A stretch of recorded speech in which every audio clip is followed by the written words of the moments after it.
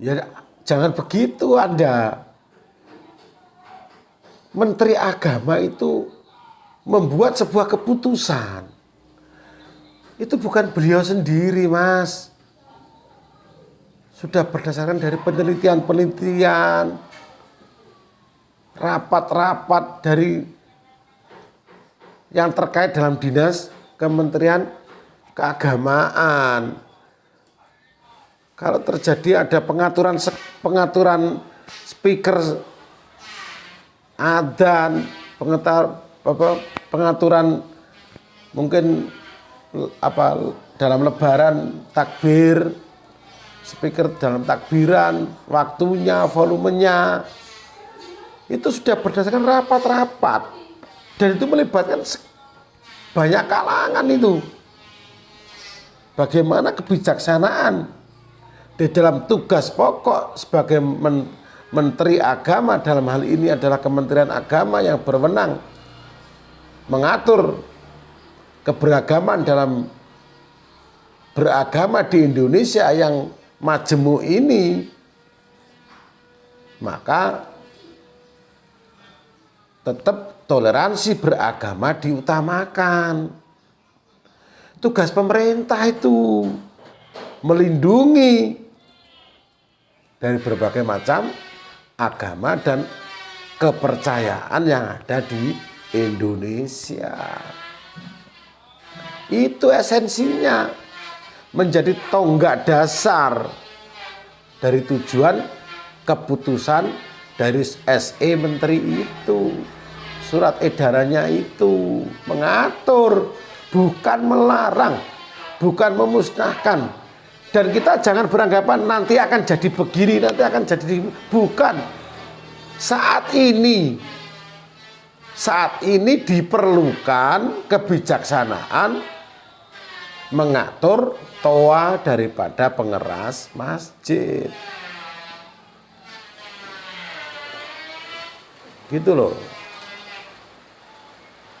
Kamu jangan melihat dari sisi luarnya saja, omongannya yang seakan-akan membandingkan, katanya membandingkan, itu lain hal itu. Lain hal. Ada anjing yang menggonggong kanan kiri, belakang depan. Itu lain hal. Ya. Kalau perumpamaan bebas saja, perumpamaan aja. Yang penting esensi tidak mengurangi daripada nilai ibadah daripada masing-masing agama. Jangan dipolitisasi untuk kepentingan ini itu, baik golongan maupun pribadi. Jangan. Ambil positifnya. Coba kalau misalkan tetangga kita di sebelah masjid, katakan, ya kan, orang Islam sendiri loh, kalau punya anak kecil, ya kan, ada keluarga yang sakit parah, katakan sakit jantung, ya kan? Kalau pengerasnya terlalu besar, terlalu tinggi, ya tetap menderita, gitu loh. Saya apresiasi sekali keputusan Kementerian Agama mengatur daripada pengeras suara. Itu tugas dari Menteri Agama. Saya apresiasi sekali. Saya junjung tinggi Gus Yakut Khalil Kaumas. Terobosan itu. Kalau ini terobosan. Dan mungkin ada lagi nanti. Yang mana toleransi beragama dijunjung tinggi di NKRI yang majemuk ini. Begitu. Ini pembinaan mental ini. Pembinaan mental daripada orang beragama di Indonesia. Ini juga revolusi mental ini. Gitu loh. Kalau pandangan negatif banyak, Mas. Wong ini pandangan negatif terus. Jangankan Kementerian Agama. Ya, Bapak Jokowi aja Presiden RI itu loh. Kalau kita pandang dari segi negatif, ya negatif tok.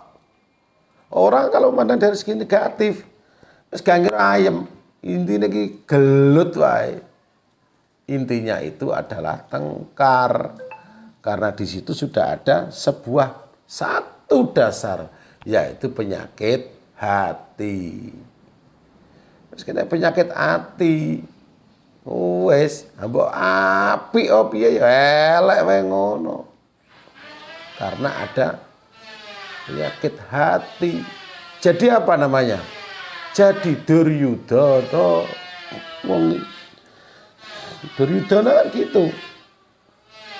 Karena ada iri, dengki, dendam, ingin menguasai. Jadi kebaikan lawan tidak berarti sama sekali, nggak ada artinya.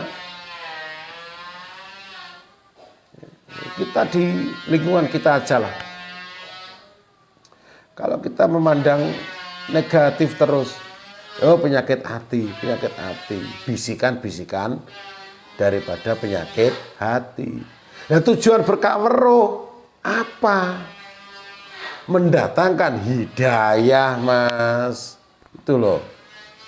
Mendatangkan hidayah supaya bisa mensucikan daripada penyakit-penyakit hati. Sehingga hati kita ini terjaga dari penyakit hati, senantiasa suci. Ya memang manusia harus itu. Makanya meguru berkaweruh lah, berzikirlah supaya penyakit-penyakit hati itu hilang. Karena itulah penyakitnya itu menjadi hijab dalam kita berketuhanan yang Maha Esa. Ya, jelas ya. Ya, makasih. Assalamualaikum warahmatullahi wabarakatuh.